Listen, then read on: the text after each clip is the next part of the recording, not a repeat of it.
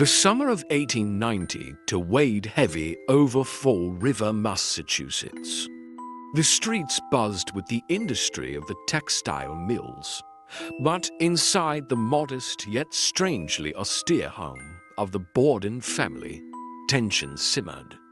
Andrew Borden, the patriarch, was a stern and miserly man, despite his considerable wealth. His daughters, Lizzie and Emma, resented their stepmother, Abby, whom they believed had wormed her way into the family to secure their father's fortune. Lizzie, 32, unmarried and restless, carried a quiet intensity about her. She was active in her church, but whispers in the household spoke of a deeper discontent. Relations with her stepmother had grown so strained that Lizzie refused to call her mother, instead referring to her coldly as Mrs. Borden. The oppressive atmosphere of the home only deepened when Andrew gifted a house to Abby's relatives while refusing to improve his own. Thursday, August 4, 1892, dawned unremarkable. The Borden's maid, Bridget Sullivan, awoke early to begin her chores despite nursing a headache. Breakfast was a quiet, tense affair. Lizzie was distant, Abby busy with the housework, and Andrew typically reserved. That morning, Abby ascended the stairs to the guest room, where she planned to tidy up after a visitor's stay. She was never seen alive again. At approximately 9:30 a.m., an unseen assailant attacked Abby from behind, swinging a hatchet with brutal force. The first blow struck the back of her head, dropping her to the floor. The killer didn't stop. 19 blows later, Abby lay lifeless in a pool of blood, her face nearly unrecognizable. Meanwhile, Lizzie claimed she had been busy in the barn searching for fishing sinkers. Bridget, tired from her work, was outside cleaning the windows. Neither heard the screams, or so they later said. Shortly after 10:30 a.m., Andrew returned home from his errands. Finding the front door locked, he banged on it irritably until Bridget let him in. He reclined on the sofa in the sitting room to rest. Minutes later, someone approached. As he dozed, a sharp blade struck him above the eye, cleaving his face nearly in two. A total of 11 blows left him slumped in a sea of crimson. "Someone's killed father." Lizzie's cry echoed through the house, summoning Bridget in a panic. Andrew's body was discovered first, his blood soaking the sitting room carpet. It wasn't until neighbors and the police arrived that Abby's mutilated corpse was found upstairs. Questions began immediately. Lizzie was unervingly calm, her answers vague. She claimed not to have heard a thing and denied being in the house during either murder. Suspicion darkened the air. Why had no one seen an intruder? Why had the families to guard dogs not barked? Over the following days, small but damning pieces of evidence emerged. Lizzie had been seen burning a dress in the stove, claiming it had been ruined by paint. A hatchet with a broken handle was found in the basement, suspiciously clean. Days before the murders, Lizzie had attempted to purchase prussic acid, a deadly poison, but had been turned away by the pharmacist. The police struggled to find alternative suspects. Emma was miles away visiting friends. Bridget's alibi held, and Lizzie's claim of being in the barn was flimsy. On August 11th, Lizzie was arrested and charged with the murders. By June of 1893, Lizzie's trial had become a national spectacle. The courtroom was packed with journalists, society women, and curious onlookers. Lizzie sat in black mourning clothes, her expression serene, her demeanor calm. Her defense team, led by skilled attorneys, painted her as a victim of circumstance and societal prejudice. Prosecutors pointed to Lizzie's inconsistent statements and peculiar behavior. But without a witness, a confession, or clear forensic proof, the case faltered. The jury, all men, struggled to imagine a woman of Lizzie's standing committing such a heinous crime. After just 90 minutes of deliberation, they returned a verdict of not guilty. Lizzie was free, but the acquittal did little to sway public opinion. In the court of public judgment, Lizzie Borden would always be guilty. In the wake of the trial, Lizzie and Emma inherited their father's fortune. Lizzie purchased a grand home in Fall River, which she named Maplecroft, yet the whispers never stopped. Townsfolk shunned her, children sang mocking rhymes, and even Emma eventually moved out, estranged from her sister. Lizzie lived the rest of her days in relative isolation, dying in 1927 at the age of 66. She left behind a legacy not of wealth, but of infamy. Though more than a century has passed, the mystery endures. Who killed Andrew and Abby Borden? Was it Lizzie, fueled by years of resentment? Or was it someone else entirely, slipping in and out of the Borden house unnoticed? The hatchet may rest, but the questions remain. This is The Vault of Horrors. Thank you for watching.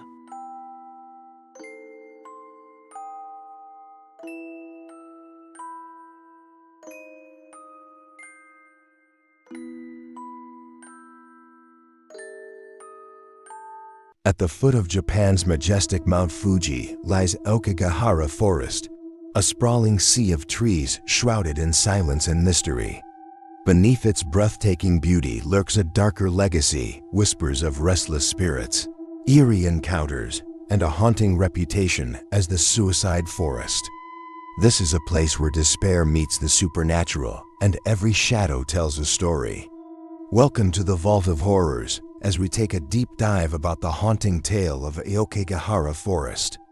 Nestled at the base of Mount Fuji in Japan lies Aokigahara Forest, a dense expanse of greenery known as the Sea of Trees, Jukai. While its beauty is undeniable, it is overshadowed by a chilling reputation. Aokigahara is infamously dubbed the Suicide Forest. This eerie yet captivating location has drawn attention from paranormal enthusiasts, psychologists, and adventurers worldwide. Let's journey into its dark history, cultural significance, and the haunting tales that surround it. Aokigahara's tragic association with death can be traced back centuries. Folklore claims the forest was a site for obusti, a practice in which elderly or infirm family members were left to die in remote places during times of famine. Their spirits, filled with anger and sorrow, are said to linger, giving rise to ghostly apparitions called yurei, vengeful spirits dressed in white. This reputation was cemented in the 20th century by literature. The 1960 novel Kiro Jukai by Siko Matsumoto depicted the forest as a popular site for suicides, and Wataru Tsurumi's controversial The Complete Suicide Manual listed Aokigahara as an ideal place to die. Over time, its cultural perception shifted from a mystical forest to a symbol of despair. The Aokigahara's unique geography adds to its mystique. Formed from lava flows during Mount Fuji's eruption over 1,000 years ago, the forest's floor is uneven, porous, and covered with moss. The dense canopy blocks out sunlight, plunging much of the forest into perpetual twilight, even during the day. Compasses and GPS devices often fail due to the high iron content in the soil, leading to disorientation for visitors who stray from the marked trails. Adding to the eeriness is the unnatural silence. The forest absorbs sound, amplifying the isolation one feels within its depths. The quiet is occasionally broken by the rustle of leaves or distant cries of wildlife, sounds that have often been mistaken for the whispers of spirits. Aokigahara became infamous globally in the late 20th century as suicide rates soared.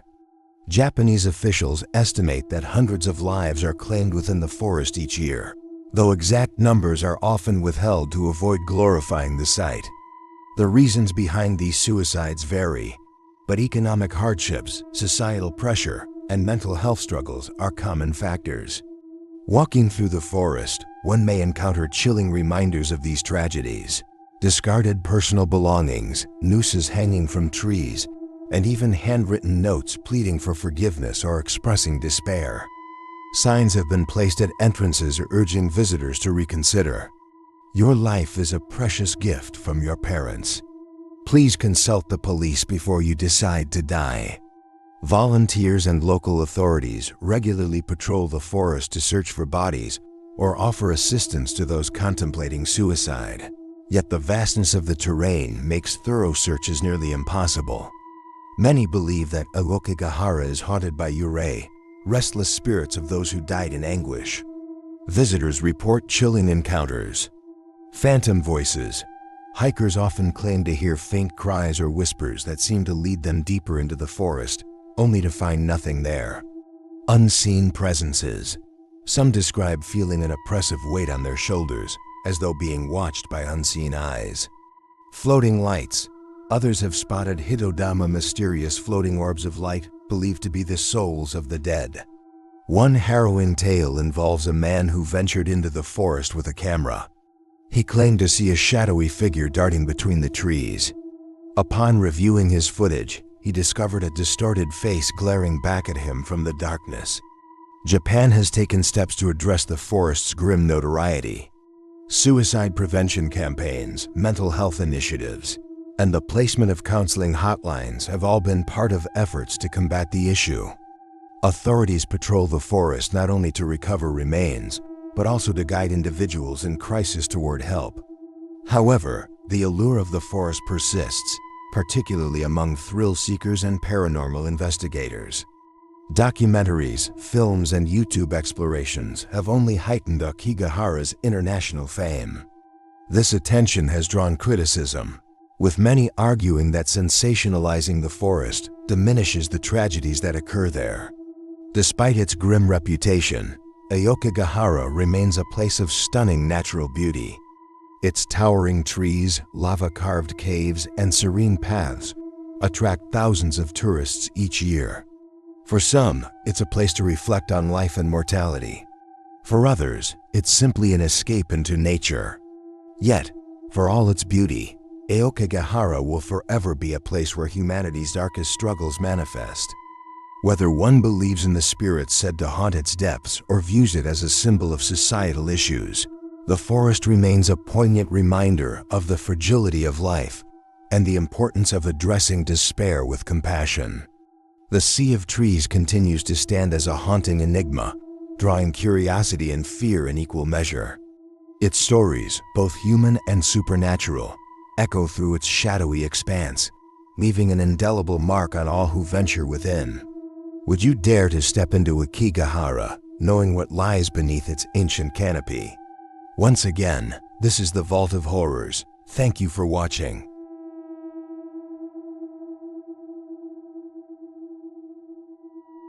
In the frozen wilderness of Russia's Ural Mountains, a group of 9 experienced hikers set out on what should have been a routine trek. But by the end of their journey, they were dead, victims of a chilling mystery that has baffled investigators, experts, and the world for over 60 years. What happened that night in February 1959? What force drove these adventurers to flee their tent into the freezing cold, unprepared and in panic? And why does the Dyatlov Pass remain one of the most unsolved and eerie tragedies in history?